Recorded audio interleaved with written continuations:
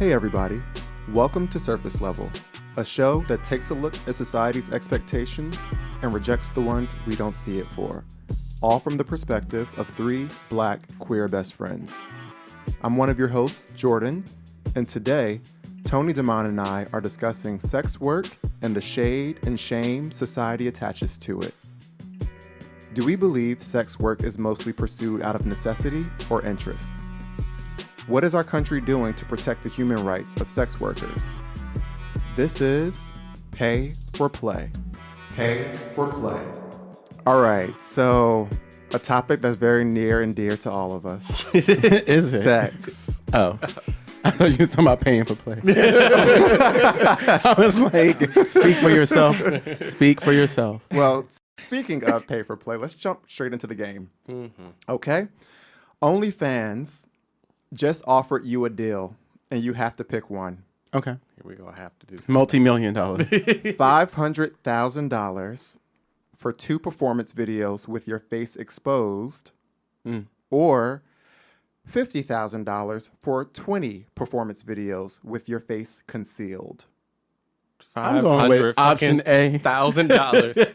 500,000.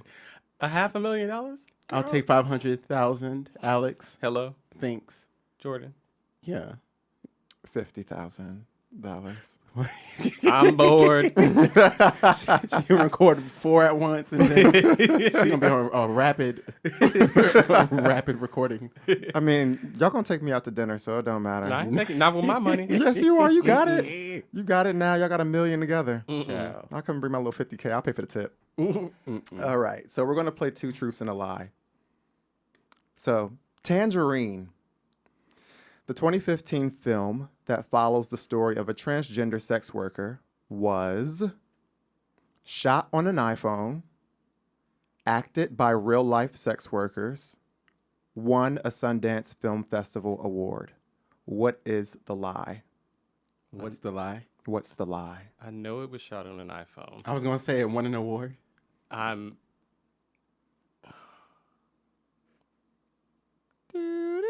I'll say C. It won an award. I feel like it did win an award though, but I'm not sure. I'm gonna go with C.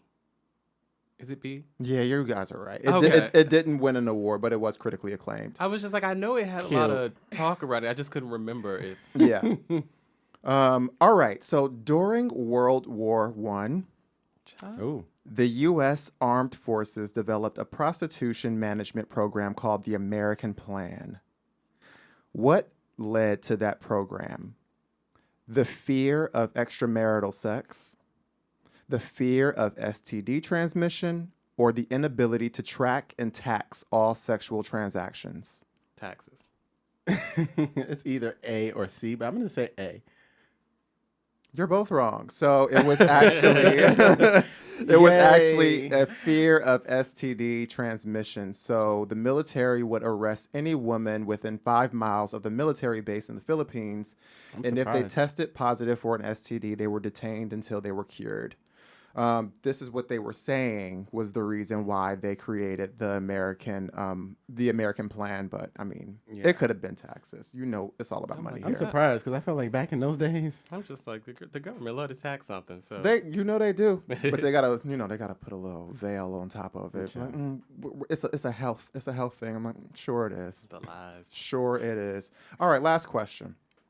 If you were a porn star, and you can I am a porn star. I know that's right, with the confidence. I am. Pornography. If you were a porn star, and you could license any song in the history of music to be your theme song, what would it be? Oh, you're not giving us options? Play by Guapole. Oh. Very random, but maybe the sexiest song I've ever heard. I don't know why this song popped in my mind, but Purple Kisses by The Dream? The Dream. Oh my goodness. That takes me back to Howard. Yes. Sophomore year. That was my jam. Jordan, what's your theme song? Splash Waterfalls by Ludacris. Okay. Is that the end? It is the end. Okay. Fantastic. If you want it to be. Fantastic. You're fired. I got more. You're fired. You and your little $50,000 just Jordan, you're fired. All right, so let's move into our conversation before we bring in our wonderful guest for the day. But kind of, I guess, alluding back to what Jordan said in the ideas around sex work, do we think that there is people engaging in sex work more so because they have to or they want to? What do we think the bigger group is? Jordan. Well, I don't know any statistical data, but if I had to guess, well, first of all, when I think about have to, I think about sex trafficking, which that's where my mind immediately goes. So I would say need to versus want to. But if I had to make a assumption, I would say that it's a need to, because I think for me, if I'm just speaking from my point of view and my thought process, there's so much shame and stigma around sex work and a lack of respect for sex workers that I personally wouldn't, I don't see the appeal of wanting to sort of bring that on if you can avoid it. So that's where my mind is. If I had to say like which one is more, popular. Tony. So I don't know. I think that at first, people were probably, engaging in sex work out of necessity and survival. As in, when they had your back is against the wall, it's like, well, I guess I'm gonna sell my body and make a coin, use what my mama gave me, as a final resort, a last resort. But now I feel like the girls are moonlighting as porn stars for shits and giggles, especially nowadays where it's Tony is the girl. in the digital age. I am the girls. It's so accessible and so much easier to do. And I think if ever there were a time where you were questioning like, I really could use an extra spare few $1,000s. Now is like your opportunity. You have a golden ticket with OnlyFans. So I feel like now the bigger group are the girls doing it because they want to. But that's just my opinion. That's just my 2 cents. That's just my 2 cents. Damon. I would say one, in some way, need to, have to, because if, like we say, sex work is work, who wants to go to fucking work? Oh, child. Nobody wants to go to work. Sex work, fashion work, marketing work. Nobody wants to go to work. So, like, let's start there. Sex work, that's a job, baby. It's a job. And when they be shooting them scenes, it's not like that final shot that you see where it's like one seamless smooth, it's giving you, all right, start again, do that part over. It's like, it's work, like you're saying. Right. I didn't think about it like that. Right. And I think furthermore, I would lean into need to, just because it's something that is so prevalent in our community. When you think about people who've been discriminated against because of gender, sexual orientation, educational roadblocks, it has been something, I think Tony mentioned, that has been helpful to people paying their bills, doing what they need to do, specifically to queer people. And then one other thing maybe that like is a bit newer in my head around wanting to, I watched this documentary on Amazon about different types of queer sex work. Yeah. And it opened my mind because sex work means so many things. Like there was a guy that was a professional cuddler. Oh, and it was just now, like, wait a minute and he worked with these clients to figure out like Yes. their boundaries and like what, like if you're reading a person physically, like what are their cues and all these things. And it takes the idea of sex work so much bigger and broader than pornography or when you think about prostitution, et cetera, et Was he cetera. a big spoon or a little spoon? He was whatever spoon you needed him to be. Yes, I love that flexibility. Yeah, and there was another guy. A spork. Right. There was there was another guy who engaged with working with disabled clients. Okay. Because there were disabled queer men who want to be sexual but aren't often desired, or people don't want to be engaged with them. So does that show special on Netflix? Oh yeah, That it was exactly like really scenes from highly Special. recommend. Yeah. And season 2 is getting ready to come out. Yeah, so that was something. He had that, cerebral palsy, I believe. Yeah. So So or that- cerebral palsy. How the girls say it, like that word is so funny, but I just All right. Like, what is the pronunciation for this? Yeah. Okay, so moving on. We've mentioned this a bit, but society often looks down on people that engage in sex work. And why is it that we believe that society looks at sex workers as people who don't people who don't deserve as much respect as everyone else? Tony? I feel like society doesn't put enough respect on people's names that are doing sex work. I feel like society demonizes anything that is not white. And so, or sterile for that matter. It's like society is like very beige. Vanilla. Yeah. And so I think that put some respect on their names. And I feel like society partakes, you know, they're like, especially these white men, these white heterosexual men who are paying for all of this play. If anyone's watched Pose, it's top of mind, but like, that is when you watch that show, especially season 1, I believe. Yeah. You saw a lot of the sex work happening where they would drive to wherever to pick up. It was prostitution. It was all of that. But pick up whatever they fancied, and those are the same men, aka society, that is demonizing the very thing that they're participating in. Yeah, I think people act like really fake conservative in regards to sex. Like even like to bring it home, like in the first season of our show, we were like, we're not going to talk about sex just because we're afraid that people are going to judge us, or we don't want our coworkers to hear us talk about it. But like, that's the most natural shit you can talk about. That's the reason we're all here. Yeah. So like, it's just funny that there's that level of like, even from people who live in New York, who live a queer life, who work in industries that aren't uber conservative, right, to even just be like, okay, we have this platform, we want to do a thing, but we want to steer away from this topic. Right. And it starts at such a young, like, this just makes me think about the word vagina and like how they call it a purse, or they call it a, you know, whatever, they call it all these different names instead of what it is. And a woo-ha. Like all these things that are like cutesy, right? And it's just like, it's a vagina. Right. Like, why are we giving the names of the things that we should be celebrating? Right. I mean, I think that something different. I think there's always been so much like emphasis placed on, especially among women, right? That like not having sex, or having only marital sex, or having less sex somehow is equal to you respecting yourself and respecting your body, right? And I think that that's sort of taught from a very young age, more so to women than to men, obviously.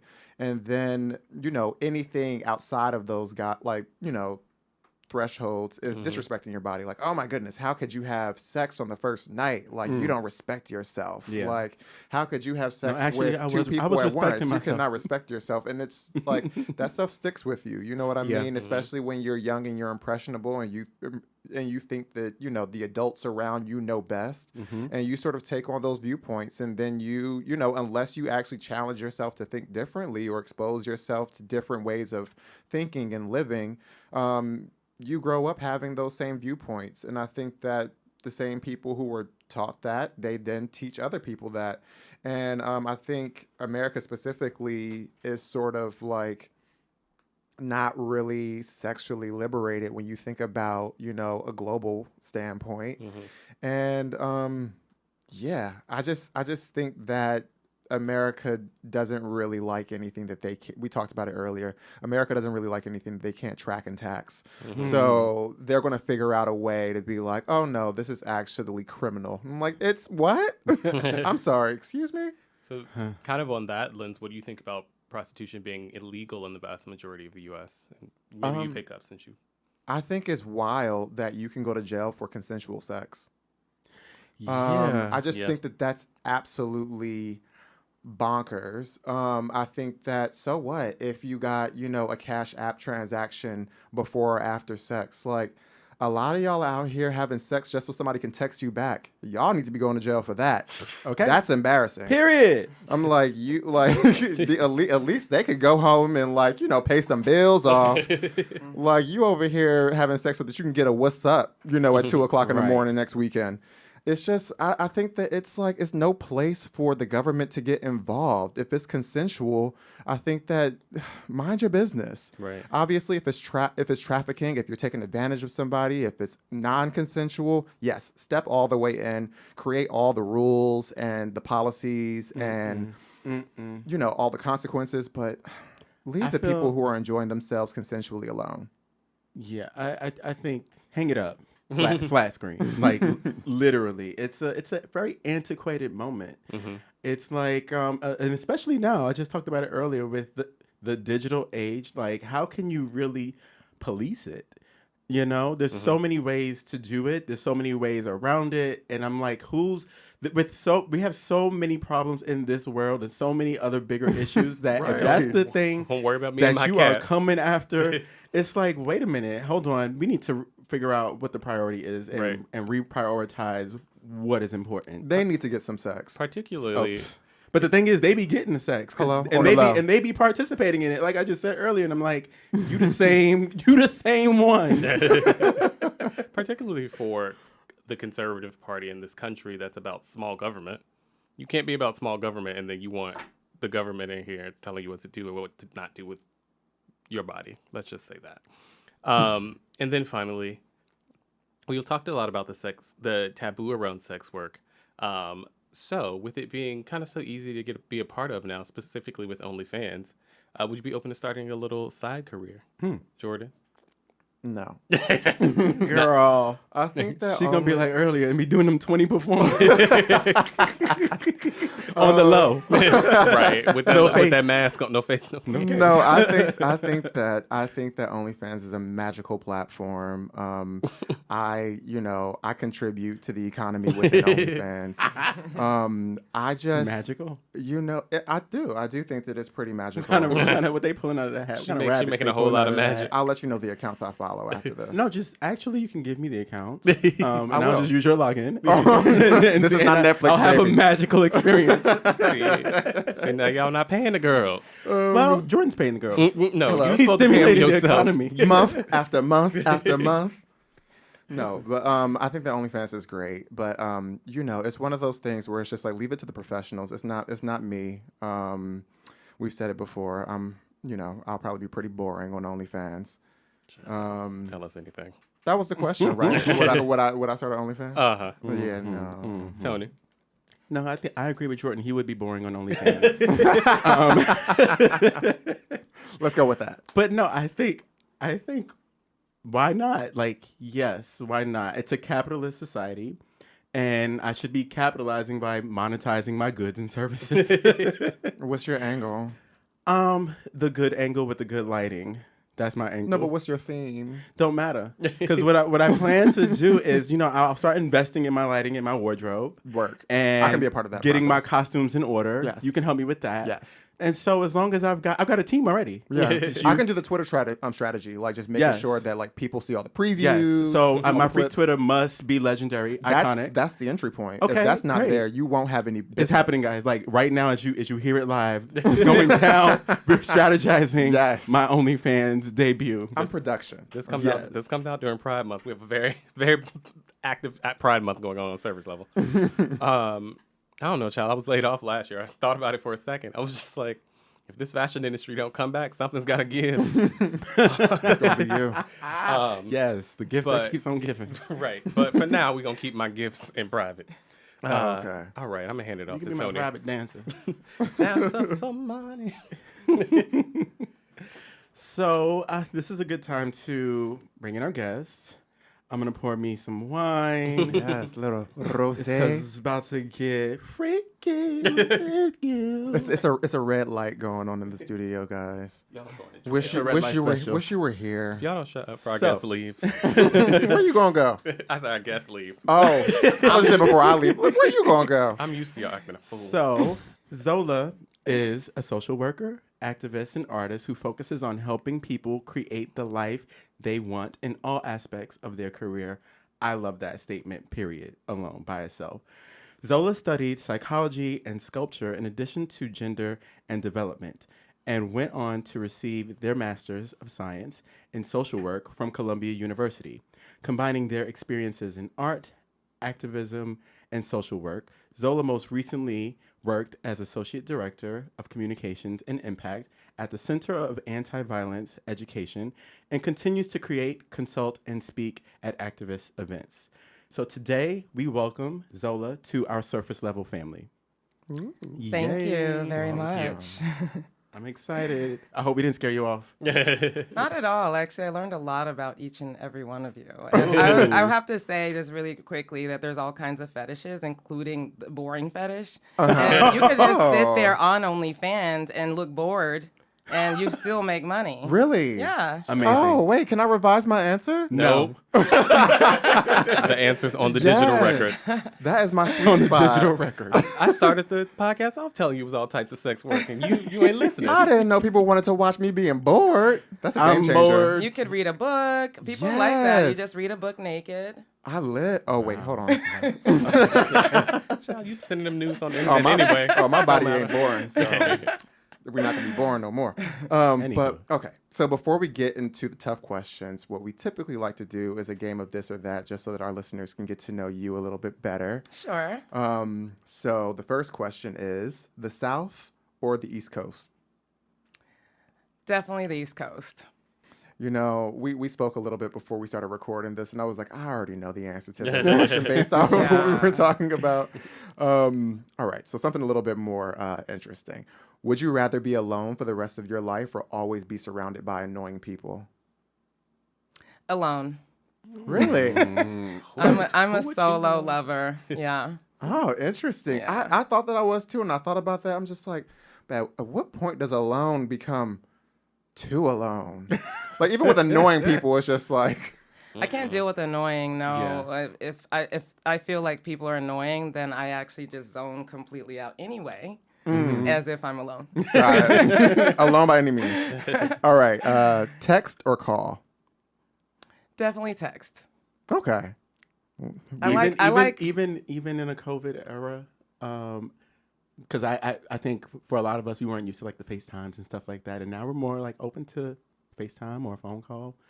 Well, But pre-pandemic, it was given don't call or FaceTime. Never. Or leave a voicemail. the thing is, I'm a dirty dork, and I just like language, and I need to know people have sentence structure. Ooh. I like vocabulary Yes. actually, and it's also called being sapiosexual. Like I get turned on more by intellect, and so texting to me is kind of like writing, like reading somebody's little I love that. monologue. Yes. Okay. Would you rather have whatever you are thinking to appear above your head for everyone to see, or have everything you're doing be live streamed for anyone to see? Probably that first one. Really? You would rather have your thoughts appear above your head for I have everyone some to see? great thoughts. I have some great thoughts. The one I just had was awesome. I would be so scared of that because what I think, I'm just like, I need to keep this to myself. A home cooked meal or I a wish I could buy 5-star Jordan one of restaurant. I would say I would like to have a 5-star meal at home. Okay, so delivery. So It isn't pizza. the It's 5-star DiGiorno. restaurant with the chef. Yes. Got you. Okay. I love it. A private chef in the home. Yeah. Got it. So you can sit down on the sofa afterwards and take off your shoes. And they can feed me. Exactly. Would you rather be forced to dance every time you heard music or forced to sing along to a song anytime you heard it? I probably dance because anytime I do hear music, I do start dancing already. So that's just Okay. natural. Okay. And the only songs I can really sing are like TLC, and some Sade.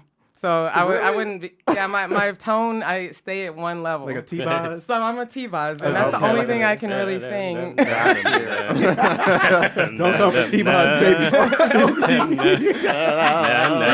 Oh, y'all are trying. I wasn't mimicking that's what Damon. I T-Boz wasn't sounds mimicking you. I love T-Bob. That's what you sound like. I mean, Red Light Special. I mean, it's really fitting. It is, This is the rapid fire. Get through these. Okay. So you are a BDSM instructor. Yes. Which letter in the acronym do you resonate with most? Bondage. Meet I like- Damon. That's the I actually, baby. I get in it. Yes. Do you feel right? I actually didn't realize I was so good at bonding. But what I did actually when I was living in Berlin is this performance called Bonding Through Bondage. And I used chain. So apparently that's also different because most people are using rope in the bondage scene, like and they're specifically doing shibari, which is a Japanese style of bondage. But for me, I just want to be able to bond the person and get them out whenever I want. And it's easier if you just have the clamp. The actually carabiner, you just hook them. And then you also sometimes, I like to wear chain jewelry. So sometimes I actually wear the chains with my carabiner. And if a partner or whoever I'm out with needs to be chained somewhere, I just chain them right then and there to the chair. Okay. Okay. A portable moment. Exactly. Like, don't you worry. I got exactly I'm what feeling you need. away. Right. Anybody start talking some shit, you're going to get clamped over in that corner. Exactly.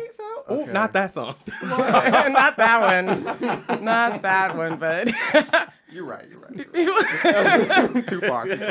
Okay. So, what is your love language? And for the listeners who don't know what the options are, it's words of affirmation, physical touch, receiving gifts, quality time, or acts of service. I have to say touch, physical touch. Okay.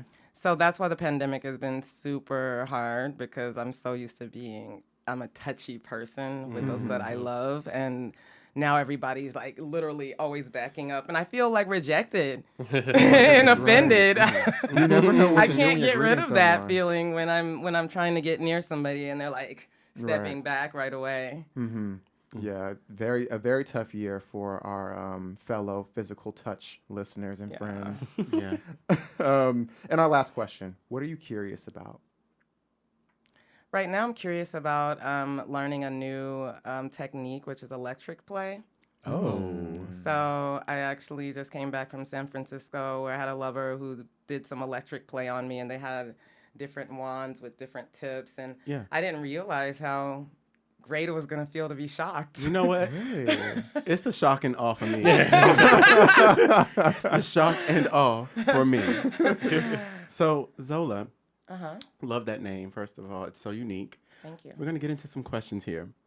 So, recently, the Manhattan District Attorney announced that they would stop prosecuting prostitution and unlicensed massage.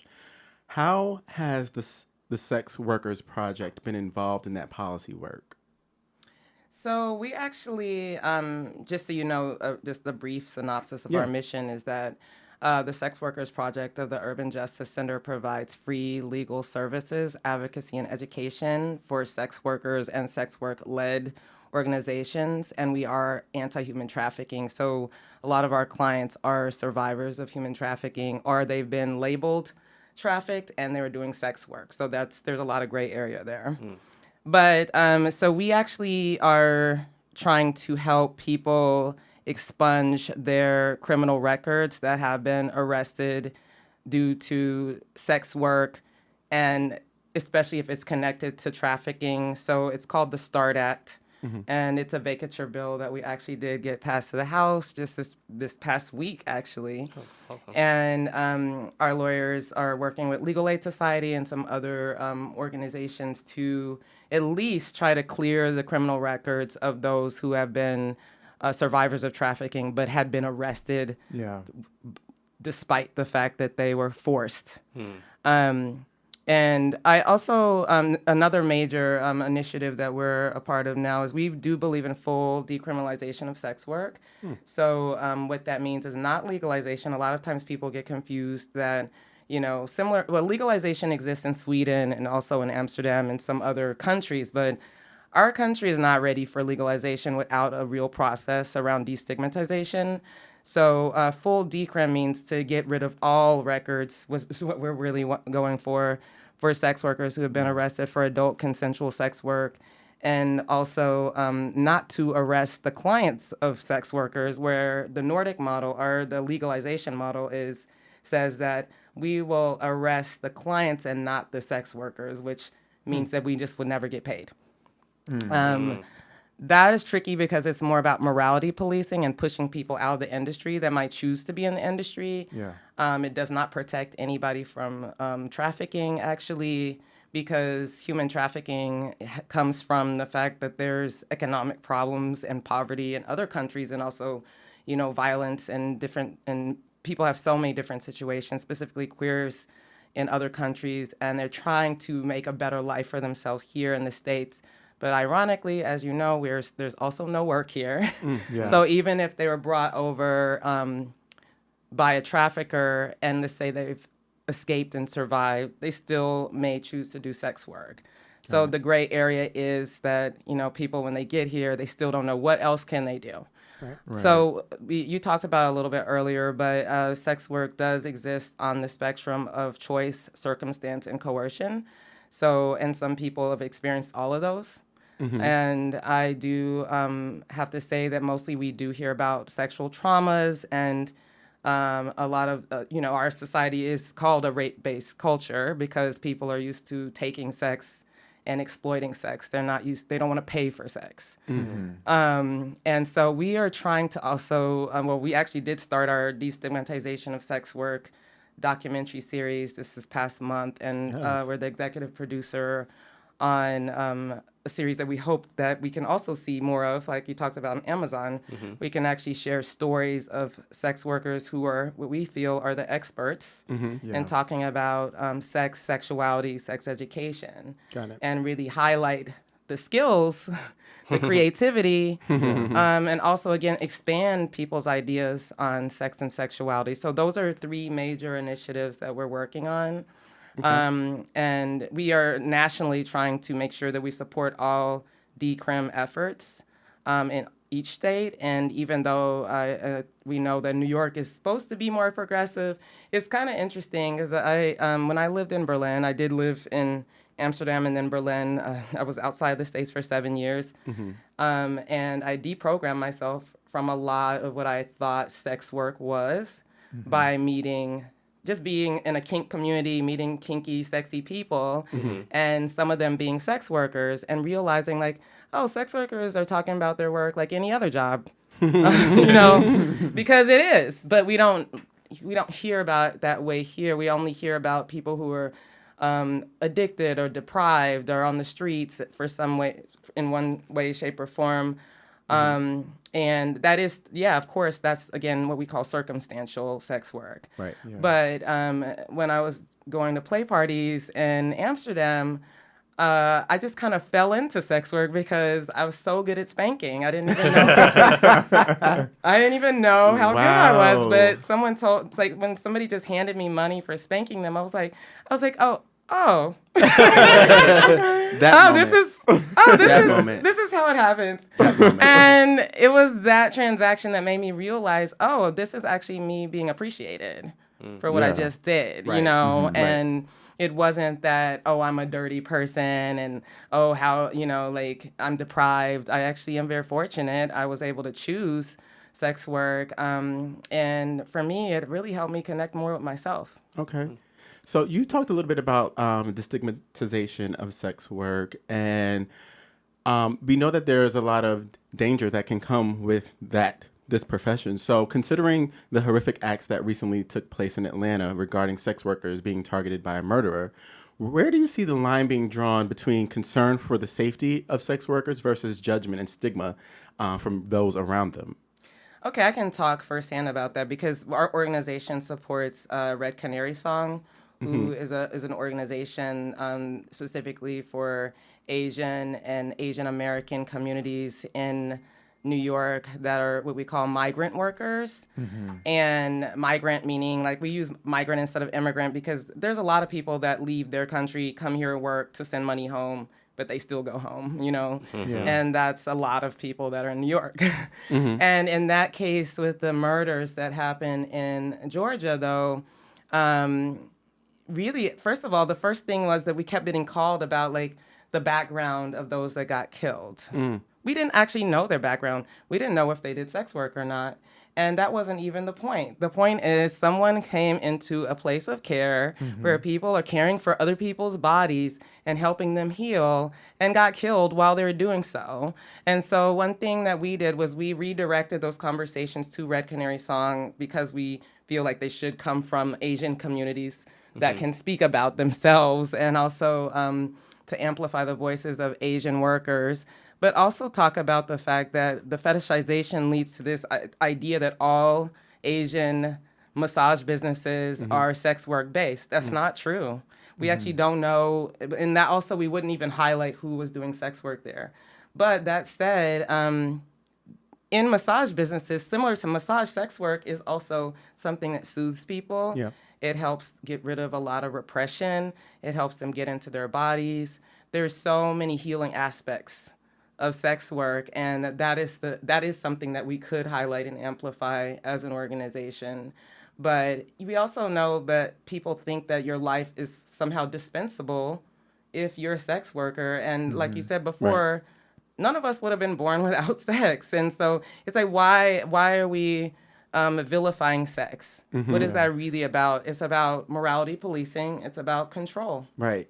And you're getting at exactly something that we wanted to ask when it comes to like the misconceptions of around sex work, because society puts what society does. We talked about this earlier. Is like they whitewash and they demonize. And so one of the things we wanted to know and ask you was, what are some of the biggest misconceptions you think society has on people who are pursuing sex work? Well, first off, I feel like people think that sex is dirty or sex workers are dirty. It's work. We're probably the cleanest people you can have sex with. You come to the table. Those are like you talked about dating life. People are out there violating people all the time in the dating life, not being safe. But the difference in the sex work industry is, first of all, you come with your test results. You come with consent forms. You talk about your boundaries. You talk about what you like, what you don't like, what you want to be called. There's so many details there, right? And actually, so it's completely the opposite of what people think. But what people are probably thinking about all the time with sex work, again, is limited to prostitution, which we call street work, which means that because it's criminalized, then you don't have any protection, right? So even if you're trying to be safe, people violate you all the time. You can have that condom, does not mean it's going to get put on. Right. Also, there was the no condom bill. It was used in court against people to have condoms on them. And so, of course, that's going to make it unsafe for everyone. If you're out there, trying to be safe and then you're afraid of getting arrested, and then if they see a condom, then they're going to convict you as a sex worker because it's criminalized, then you might not use that condom, which, again, has to do with our system, not the people that are doing the work. That is interesting. I'm learning a lot, everything you're saying, because one of the things that when you think about sex work, we think about what precautions are, in place. Is it promoting unsafe practices when you see a lot of raw sex happening? And when you talked about showing up test results and stuff like that, these are things that people aren't aware of. So what I want to ask, what safety precautions does the industry at large need to take in order to ensure sexual health among the people who are working within the industry? Well, if you're talking about the parts of the industry that are legalized, such as porn, everybody has to come to the table with health records. So you cannot, so if you're positive, everybody will know that already on the set. That's not something you can hide. So there's already very safe precautions. What I do think on a larger scale is we need universal health care. I think healthcare is a basic need. And so for people who don't have healthcare, and let's say they're not in one of the legalized sectors of the industry, they have to find a place, a medical setting that's going to see them for free, which usually are like the Kaylin Lord Clinic or LGBT Center, or the very few centers that are not going to stigmatize you for walking through the door and saying you do sex work. And that means there's a long waiting list to get care. Oh, goodness. Damon? Yeah, I think it's also important as new platform, OnlyFans is a newer platform. And it's something that a lot of people own in their homes. Like, it's the type of thing where previously porn was owned by studios. Like, obviously that's highly regulated.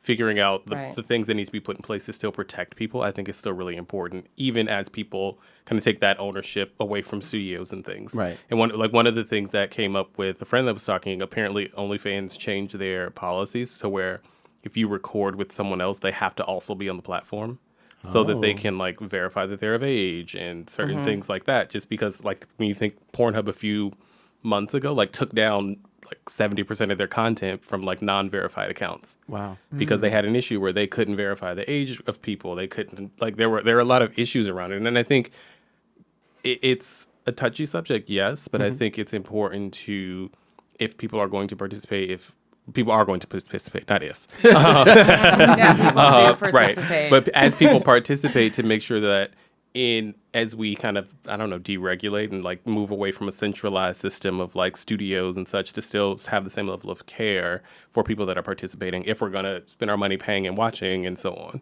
That's really interesting. I didn't even really think about that, and I didn't know that OnlyFans were taking that precautions. I did think of like the similarities of like, you know, the proliferation of social media and how there's so many, I guess, challenges in terms of like regulating and like censoring, you know, social media content. Now they have like a full like workforce that's committed to just like reading people's content and like It's filtering horrible. out the bad ones. Like, so it's interesting to see that there's now being things put in place for OnlyFans to make sure that the creators there are protected and that they all have the, you know, the education and the awareness that they need before they go on to create their content, and they can do so in a safer way. I think that's really interesting because I didn't even think they were doing anything about that. Right. There's still challenges, though, there, of course, at OnlyFans, because, you know, the censorship laws, as they increase, it's still going to make it harder for OnlyFans also to protect the people that are on their platform.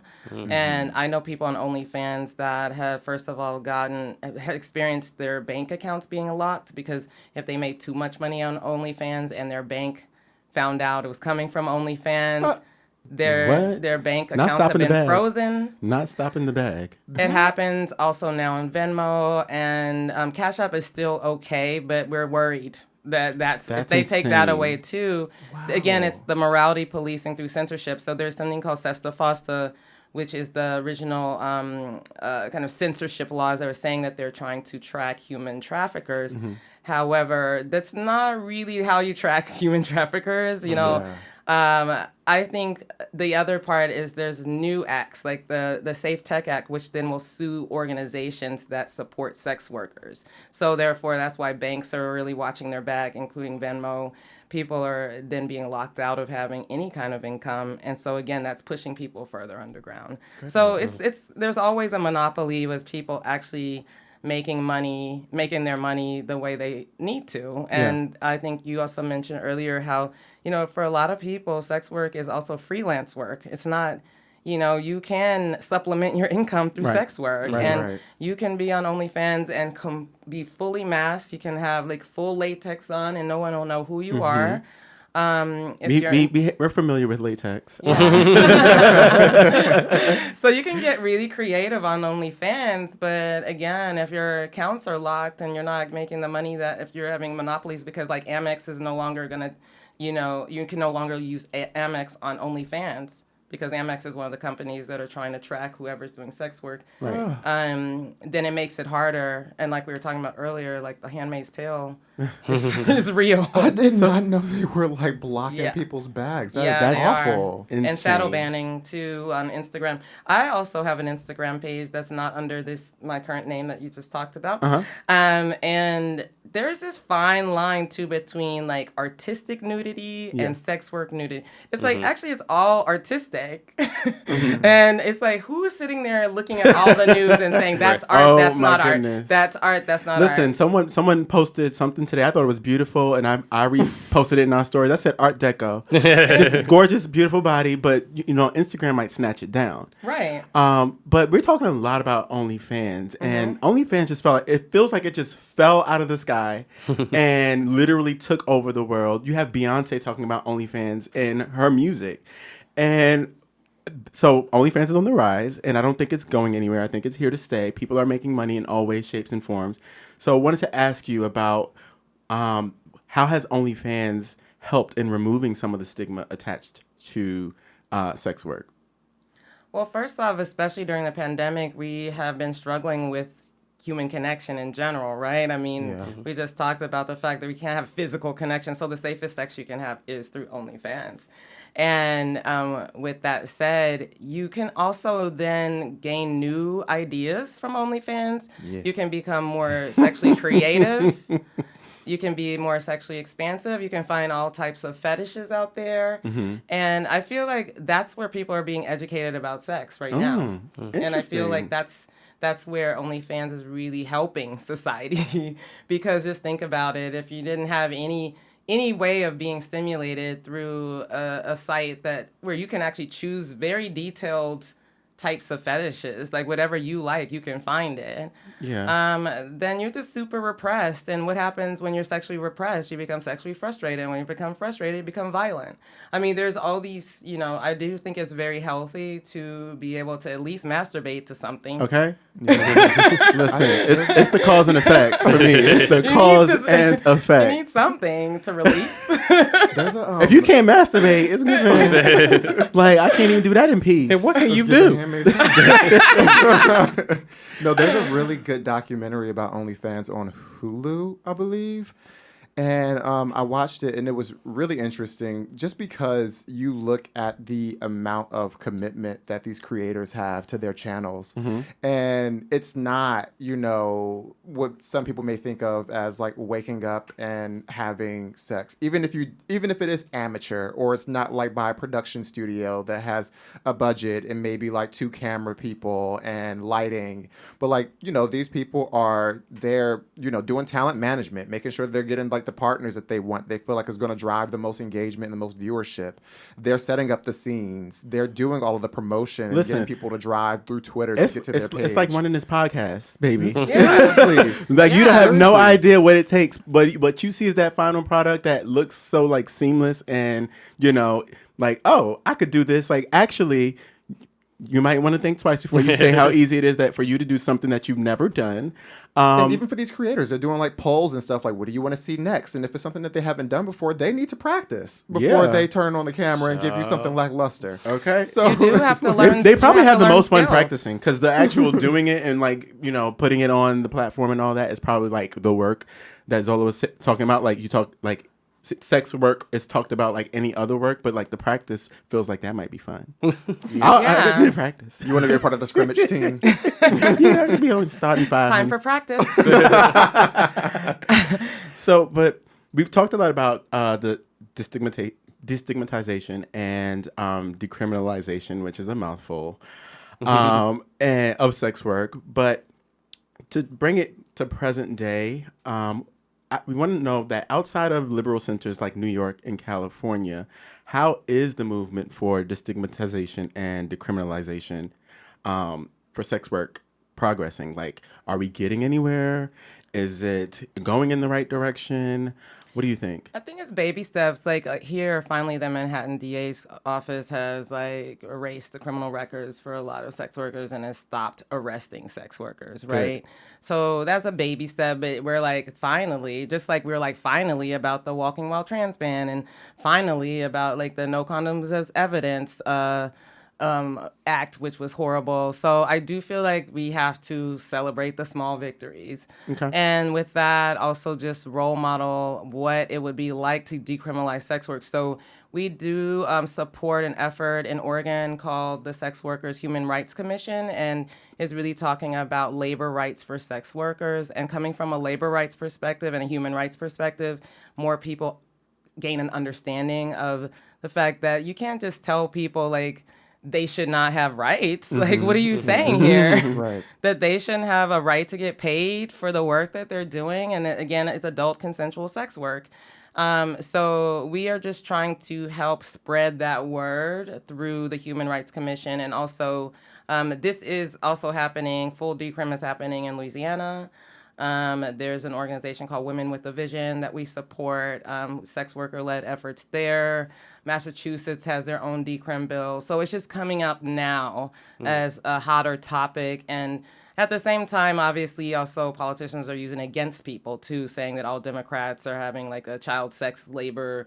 QAnon stuff. So people are still, of course, battling it. But it's just the morality policing is just not, it doesn't stand up for itself because there's no real proof that criminalizing sex work is helpful. Right. It's like, regardless, like you said, people are going to have sex. Regardless, people are going to try to find somebody they can have sex with. And it's like, if you don't decriminalize it, then people just become further exploited. Right. When I say we're so happy we found you, don't you guys feel like this was a masterclass?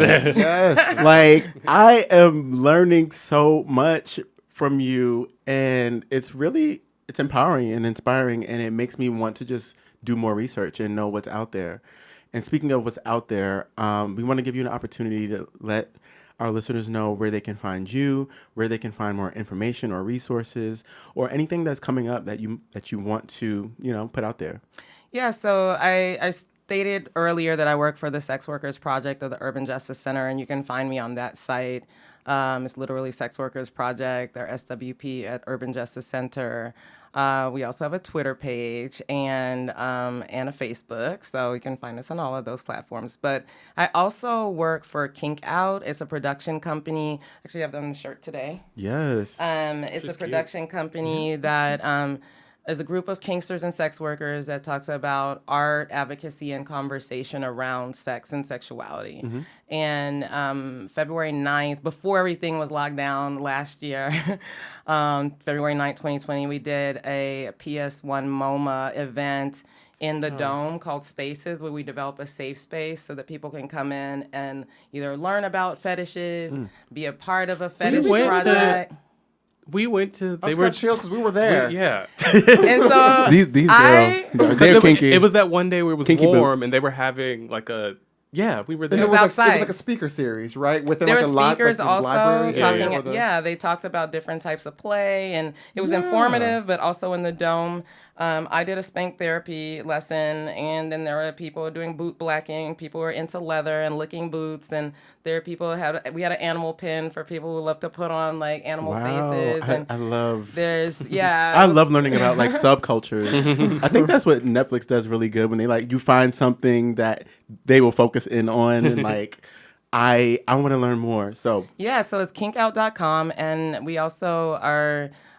We also just started a new project called Body of Workers, BOW, and it's a new app that's going to come out this summer that is going to be, it's for sex workers, by sex workers, and it's kind of like the next type of, it's not OnlyFans, it's more like sex workers that do sculpture and different types of art that they post on this app. And it can be purchased. It can be also, if people want to gain new clients, they can do it that way. And it's just going to be a more encrypted platform so that we don't have to be attacked by all the censorship laws. Oh my goodness. and there you have So it. we're doing more progressive and expansion around sex and sexuality, and really trying to change the trajectory around how people see sex and sexuality. That's really what helps people connect to what it is to be a sex worker. Because again, people are just, I feel like, unfortunately, so many people have been sexually traumatized that when they think about sex work, they think only of trauma. Right. They don't think about connectivity. They don't think about stimulation. They don't think about desire. They forget about Or that healing. part. Or healing. And actually, I'm glad you brought that up because our first doc that's going to come out at the end of the summer is called Sexual Healing. and, and with the UAL in parenthesis, because sex can be healing. And that's something that people never really talk about. But I interviewed 5 people in the sex work industry. One is Mistress Ashley Page, who is very big in the industry here, amazing dom, who also talked about how she's healed through sex work and how she heals others through humiliation. Wow. It's kind of, there's a taking your power back element that happens with doming and subbing that she talks about. We also had Cecilia Gentili from Pose speak about her history in sex work. And she talked about how she was able to transition and it helped empower her because she was coming from Argentina where she was really dealing with a lot of abuse and Then she came over to the States, did sex work, and became the person she is now. She started Trans Equity Consulting and is a part of the cast of Pose. Yeah. So, like, we have these success stories, and we really position sex workers as sexperts. Awesome. Yeah. So that's where we're going with it. I mean, I feel like it's all about expanding people's ideas around sex, sexuality, being more creative, realizing that you don't have to be so limited in your view around sex. Well, I can say there's definitely an energy in the studio. I feel it. I don't know about you, Damon and Jordan, if y'all don't feel it. I feel it. But I'm definitely like... I should have brought my paddles. Oh my, you know what? We're going to do a surface level class. BDSM. Surface level here. play parties. Exactly. If you don't feel more liberated after listening to this episode, look, who even are you? I don't know what's going to work. All right, so Jordan will be accepting the $500,000. All right. All right, latex. that's all the time we have for this week. Let us know your questions and comments on Instagram at Surface Level Podcast or our official website, surfacelevelpodcast.com. You can watch our responses in our video series, Surface Level Sound Off, on Instagram and YouTube. If you enjoyed this show, please rate, review, and subscribe. And remember, stay curious.